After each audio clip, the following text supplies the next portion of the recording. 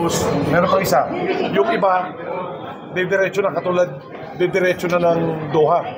Si Newsam, may laro kasi sa didiretso, saka si Tamayo. Didiretso. Oo. Pero yung iba magpapahinga, katulad si Troy, kasi yung tuhod, si Brownlee, actually naglalaro kahapon, yung blisters. May blister yun, ang laki, ganyan sa paa. Pero nakapaglaro pa rin, buti naman. So pagpapahinga mo namin, so mag-aakit kami ng mga, para alam yung sistema, siguro paakitin namin yung dalawa, paakitin namin si Ku, saka si Abarientos. Para sa ensayo, makumpleto lang, habang nagpapahinga yung iba, para pagdating sa actual game ng Taiwan, medyo, dito lang, sa Inspire lang, para makumpleto lang yung ensayo namin.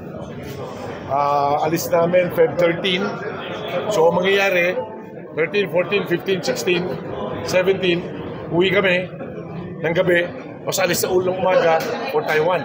Kasi kung didiretsuhin namin, ang masama doon, mayroon kaming 4-5 hours layover sa Hong Kong, dadating kami Taiwan, gabi na, hindi kami makapag-isayo.